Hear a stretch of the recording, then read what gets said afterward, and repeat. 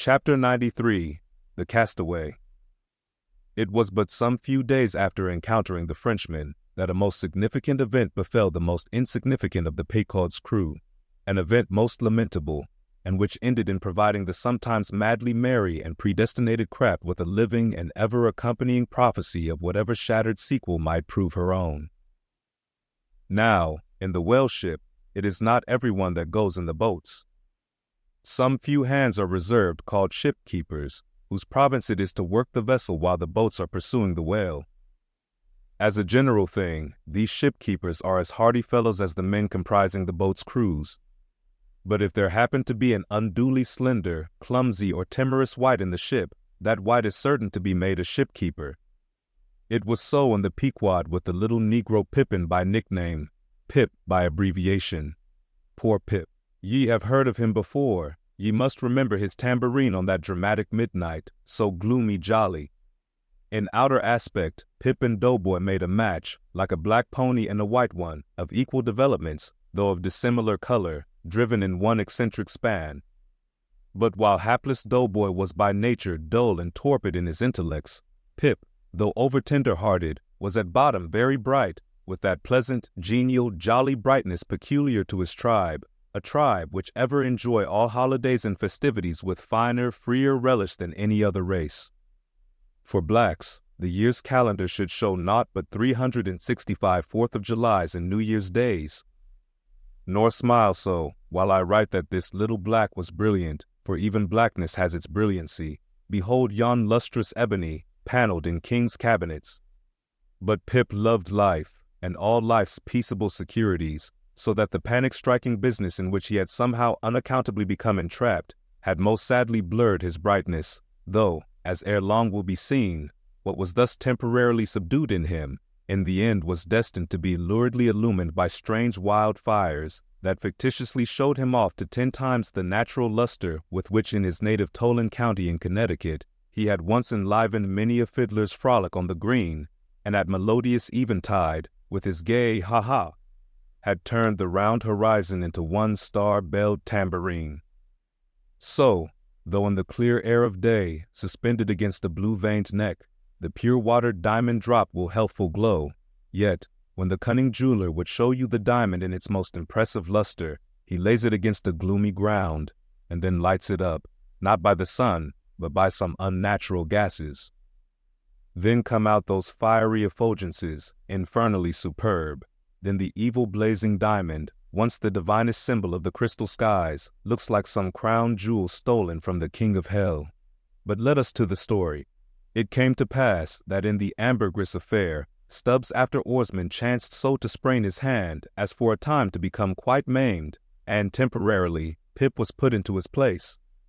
The first time Stubbs lowered with him, Pip evinced much nervousness, but happily, for that time, escaped close contact with the whale, and therefore came off not altogether discreditably, though Stubb, observing him, took care, afterwards, to exhort him to cherish his courageousness to the utmost, for he might often find it needful. Now upon the second lowering, the boat paddled upon the whale, and as the fish received the darted iron, it gave its customary rap, which happened, in this instance, to be right under poor Pip's seat. The involuntary consternation of the moment caused him to leap, paddle in hand, out of the boat, and in such a way that part of the slack whale line coming against his chest, he breasted it overboard with him, so as to become entangled in it, when at last plumping into the water. That instant the stricken whale started on a fierce run, the line swiftly straightened, and presto!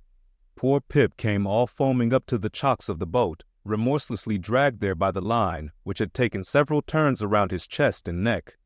Tashtigo stood in the bows. He was full of the fire of the hunt. He hated Pip for a poltroon. Snatching the boat knife from its sheath, he suspended its sharp edge over the line, and turning toward Stubb, exclaimed interrogatively, "Cut?" Meantime Pip's blue, choked face plainly looked, "Do, for God's sake." All passed in a flash. In less than half a minute, this entire thing happened. "Damn him, cut!" roared Stubb, and so the whale was lost, and Pip was saved. So soon as he recovered himself, the poor little Negro was assailed by yells and execrations from the crew. Tranquilly permitting these irregular cursings to evaporate, Stubb then in a plain businesslike but still half-humorous manner cursed Pip officially, and that done, unofficially gave him much wholesome advice. The substance was, never jump from a boat, Pip, except, but all the rest was indefinite, as the soundest advice ever is. Now, in general, stick to the boat is your true motto in whaling, but cases will sometimes happen when leap from the boat is still better. Moreover, as if perceiving at last that if he should give undiluted conscientious advice to Pip, he would be leaving him too wide a margin to jump in for the future, Stubb suddenly dropped all advice and concluded with a peremptory command, "Stick to the boat, Pip, or by the Lord, I won't pick you up if you jump. Mind that. We can't afford to lose whales by the likes of you. A whale would sell for 30 times what you would, Pip, in Alabama. Bear that in mind, and don't jump any more."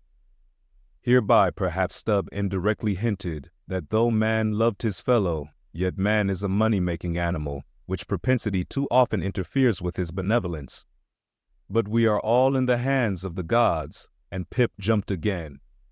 It was under very similar circumstances to the first performance, but this time he did not breast out the line, and hence, when the whale started to run, Pip was left behind on the sea, like a hurried traveler's trunk. Alas, Stubb was but too true to his word.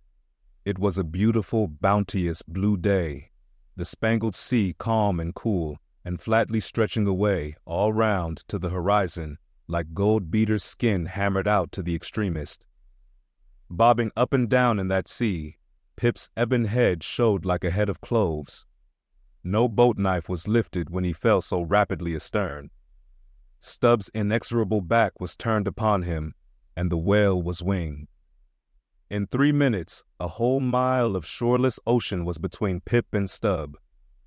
Out from the center of the sea, poor Pip turned his crisp, curling black head to the sun, another lonely castaway, though the loftiest and the brightest. Now, in calm weather, to swim in the open ocean is as easy to the practiced swimmer as to ride in a spring carriage ashore, but the awful lonesomeness is intolerable. The intense concentration of self in the middle of such a heartless immensity, my God, who can tell it? Mark how when sailors in a dead calm bathe in the open sea, mark how closely they hug their ship and only coast along her sides. But had Stubb really abandoned the poor little Negro to his fate? No, he did not mean to, at least. Because there were 2 boats in his wake, and he supposed, no doubt, that they would of course come up to Pip very quickly and pick him up, though indeed such considerations towards oarsmen jeopardized through their own timidity is not always manifested by the hunters in all similar instances, and such instances not unfrequently occur, almost invariably in the fishery. A coward, so called, is marked with the same ruthless detestation peculiar to military navies and armies. But it so happened that those boats, without seeing Pip, suddenly spying whales close to them on one side, turned and gave chase, and Stubb's boat was now so far away, and he and all his crew so intent upon his fish, that Pip's ringed horizon began to expand around him miserably. By the merest chance the ship itself at last rescued him, but from that hour the little Negro went about the deck an idiot, such, at least, they said he was. The sea had jeeringly kept his finite body up, but drowned the infinite of his soul. Not drowned entirely, though. Rather carried down alive to wondrous depths, where strange shapes of the unwarped primal world glided to and fro before his passive eyes, and the miser merman, wisdom, revealed his hoarded heaps, and among the joyous, heartless, ever-juvenile eternities, Pip saw the multitudinous, God omnipresent coral insects that out of the firmament of waters heaved the colossal orbs. He saw God's foot upon the treadle of the loom and spoke it, and therefore his shipmates called him mad. So man's insanity is heaven's sense, and wandering from all mortal reason, man comes at last to that celestial thought which, to reason, is absurd and frantic, and weal or woe feels then uncompromised, indifferent as his God. For the rest, blame not Stubb too hardly.